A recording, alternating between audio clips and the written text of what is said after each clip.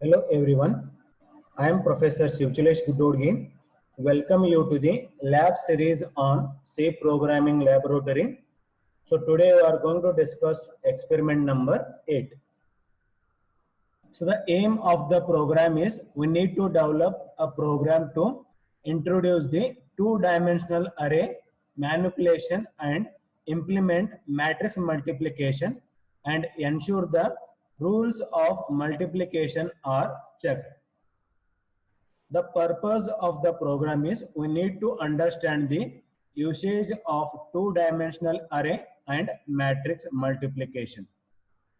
The input for this program is we are going to give two matrices and the output will be we are going to get the result of matrix multiplication. The application of two-dimensional array in C programming is we also used as the matrix, and the matrix can be represented as a table of rows and columns. The algorithm of the problem statement is that we need to read the order of the matrix as m comma n. Then we need to read the order of the matrix B as p comma q, and we are check for the compatibility. So that means whether the matrix multiplication is possible or not. If n is not equals to p, so the matrix multiplication is not possible. We'll directly go to the step number 10.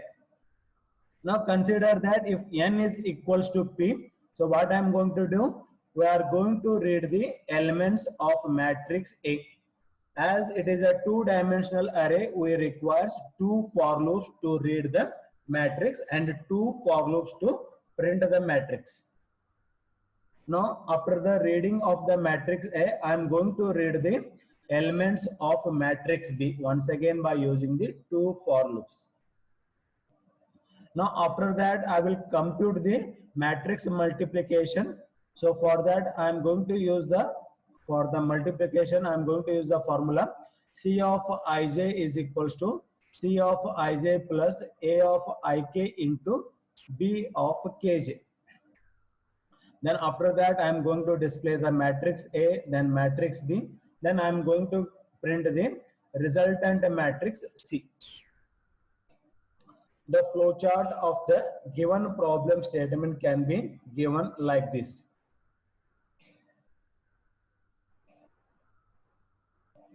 Now let us see the basic programming knowledge regarding the matrix multiplication. The multiplication of the two matrices A and B is defined if the number of columns of A is equals to the number of rows of B, then only we can multiply A and B. Otherwise, we are not going to multiply A and B. So that means if we know that order. So what is the order of a matrix? So it is a m cross n means, so the matrix A has m rows and n columns. Okay. Now here in this case, so the A number of columns of matrix A should be equals to the number of rows of the matrix B. Then only we say that the matrix multiplication is possible. Otherwise, the matrix multiplication is not possible. Consider that let A is equals to Aij be an m cross n matrix. So the m cross n matrix indicates that so the matrix A has m rows and n columns, and number of elements will be given by the mn. So the mn indicates the number of elements present in a matrix A. For example, if I given it as 2 cross 3, so there will be a 2 rows and 3 columns, and the number of elements present in a matrix will be, it is a 2 into 3, we are going to get the 6 elements will be there in a matrix A. And B is equals to BJK be an n cross P matrix. Then the product of matrices A and B is the matrix C of order M cross P. As you can see, the matrix A is a column is matching with the matrix B row. Then only you can multiply the matrix A and the matrix B. To get the ikth element of matrix C ik of C, we take the ith row of the matrix A and kth column of matrix B. We'll multiply them in a element wise and take the sum of all these products. Okay. In other words, if A is equals to Aij of the order M cross N and B is the matrix which is equals to Bjk of order N cross P, then ith row of A is given by AI1, AI2 which is up to AIN, indicating that I am taking the ith row. So the 1 indicates the column 1, 2 indicates the column number 2. So the I indicating the ith row. And the kth column of the matrix B is given as B1k, B2k up to Bnk, indicating that it is a kth column. So the 1, 2 here indicates. So the first row, second row, third row. Okay. Then Cik can be given as you can see that I am multiplying AI1 into B1k. Okay, we are multiplying AI1 into B1k. Then we are doing the summation. Then BI2 it will be multiplied by the B2k. Then AI3 into B3k. So this one will be continued up to AI1 into Bnk. So finally we are going to write it as, so the Cik can be given by the summation of j is equals to 1 to the n, which will be the Aij into Bjk. Now the resultant matrix C will be given as C of Ik, which is of the order M cross P, is the product of A and B or multiplication of A and B. Now, for example, consider that, so the matrix C is having the elements 1, -1, 2, 0, 3, 4. So what is the order of the matrix C? So the order of the matrix C is, so the order of the matrix is, which is 2 cross 3. Then what is the order of the matrix D? As you can see, there are 3 rows and 2 columns. So the order of the matrix D is 3 cross 2. So whether the product is defined? Yes. So the number of columns of the matrix C is equals to the number of rows of the matrix D. So we can define the product. Okay. Now what will be the resultant matrices will have?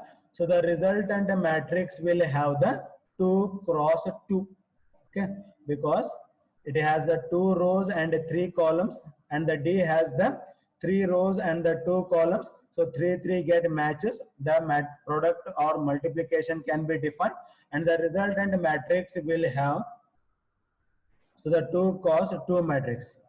So in which each entry is the sum of the product across some rows of C with the corresponding entries down some column D.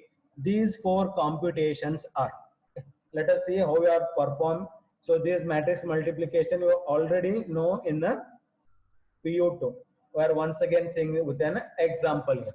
You can see the example here.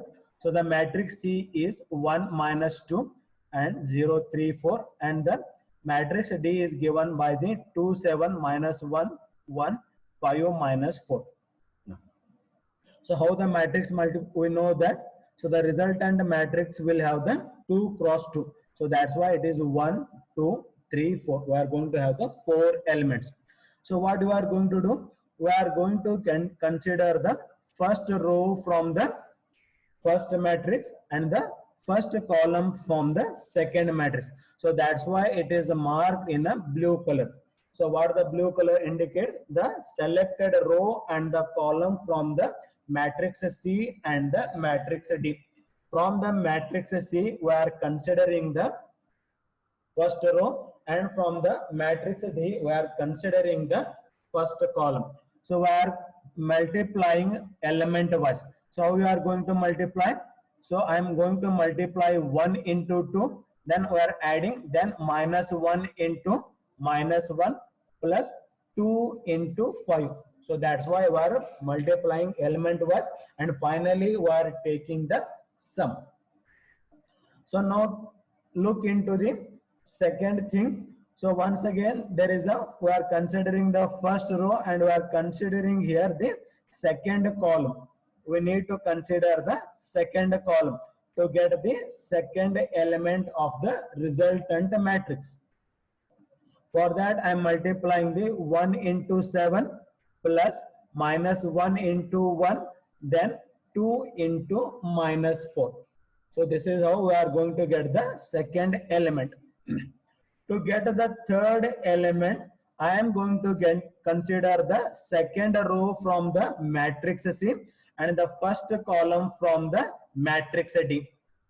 So here in this case, I am going to multiply by the element wise.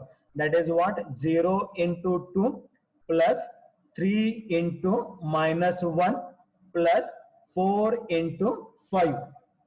That's why we are going to get the third element. So to get the final element of the resultant matrix, I am going to consider the second row from the matrix C and the second column from the matrix D. So here in this case, I am going to multiply element wise. So that is what is 0 into 7, 3 into 1, 4 into minus 4, and I am going to get the resultant matrix as 13 minus 2, 17 minus 13. Now, so the same way as you have done the multiplication in the normal multiplication, so this same can be done by using the formula in a C programming as C of ij is equals to C of ij plus C of ik into B of kj. So as k are matching, we are going to get the aij here. Now let us see the program and the explanation. Okay. As we need the two matrices A and B for the multiplication, here I am declaring the A of 10 10 and B of 10 10. So we are using the two-dimensional array, so that's why there will be two subscripts will be there and two square brackets will be there. Okay. So the indicating that, so the maximum elements we can have is there will be a 10 rows and 10 columns will be there. So after multiplying the matrix A with the matrix B, I want to store the result in some matrix. So that's why I am declaring the matrix C. Okay. Why you need the matrix C? After multiplying the matrix A and the matrix B, I am storing the values in a matrix C. That's why I am declaring. So totally you are declaring two-dimensional array. Okay, this is for that thing. So next, I am printing the message as enter the order of the matrix A. To print that, I am using the statement as enter the order of the matrix A. So as I am using the printf and the scanf, I must and should use the header file stdio.h at the beginning. So in stating that standard input output files were including. Always the program execution starts from the main function. Now, so as I'm reading the values from the keyboard, so that is a 2 3, I'm storing it in the variables called mn using the scanf function. That is what, so the m is equals to 2 here and n value will be equals to 3. So this is the order of the matrix A. Then after that I'm taking the order of the matrix B. So which I'm entering it as once again as the 2 3. So I'm storing it in a variables called pq. So that's why I'm declaring m and pq, mn pq. So mn for the order of the matrix A, pq for the order of the matrix B. Now what after that what are doing, we are checking whether n is not equals to p. That means we are checking whether they are compatible for the matrix multiplication or not. So 3 is not equals to 2, which is true. So that means I am going to print the message as multiplication is not possible. We are going to print the message as multiplication is not possible. So this one will be the over. So the finally the program will terminate because you can't multiply the matrices, because number of columns in a matrix A is not matching with the number of rows of the matrix B. So the matrix multiplication is not possible. Okay, this is the example number 1. Now look for the example number 2. Here in this case, once again I am taking the order of the matrix A, which I am entering it as a 2 3. So meaning that m is equals to 2, n is equals to 3. Next after that I am checking the order of the matrix B, which I am entering it as 3 2. So meaning that p is equals to 3, q is equals to 2. Now once again I am checking the condition whether 3 is not equals to 3. So 3 is equals to 3, that means we are executing the false. So the false means it will enter into the else block. Okay, it will enter into the else block. Okay, so else block means what is the first statement in a else block? We need to enter the elements of a matrix A. Okay, as the order of the matrix is a 2 cross 3, that means I need to enter 6 elements. Okay, so as I'm reading the 6 elements, as it is a 2-dimensional array, I require 2 for loops. Two for loops are required. To iterate these for loops, I am declaring the variables I, j and the k. So I am declaring the ijk. To read the elements of the array or to print the elements of array, I require the variables I, j, k. Okay. So next one, you can see that I have entered the 6 elements. Now after that, I am reading the elements of matrix B. So the order of the matrix B is 3 cross 2. Once again, I need to enter the 6 elements, as I have entered the 6 elements. Okay, so till this much is over. Okay, as you are reading the elements, I need to use the scanf function. Why it is a percentage d? Because the 2-dimensional array I have declared them as an integer.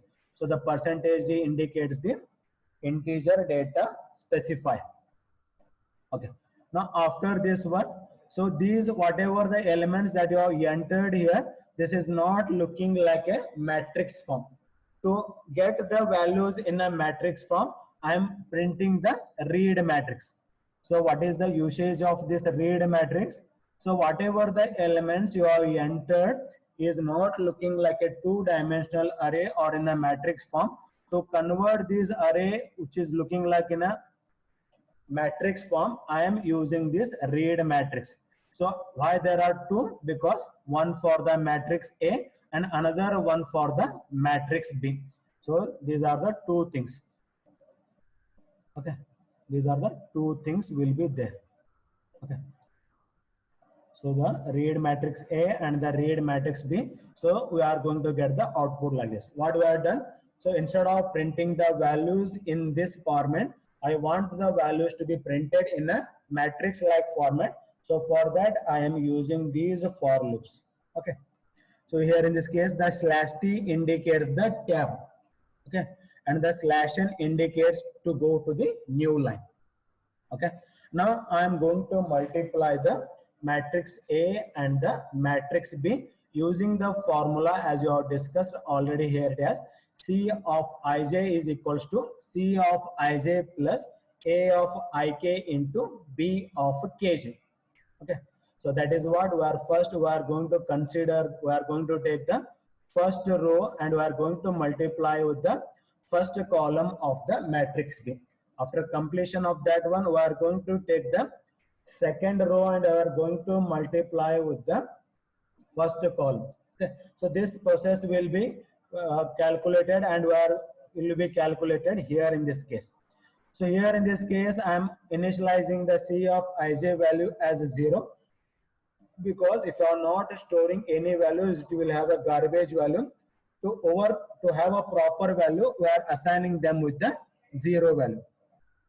So this is the formula to multiply the matrix A value with the matrix B value, and we are storing the resultant values in a matrix C. So after the multiplication, I need to print the resultant matrix. That is, a resultant matrix will be having the order as the 2 cross 2. Okay, will be order having the 2 cross 2 here. Okay, so after the multiplication, I am going to print the resultant matrix using these for loops. Okay, so and I am going to get the resultant matrix as 13 minus 2, 17 and the minus 13. Okay, let us see the execution part. Okay, once again you open the online C compiler. Okay.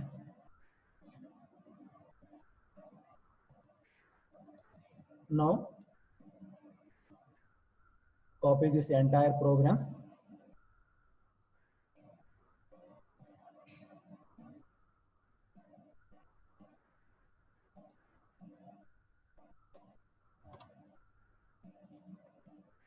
Paste it here.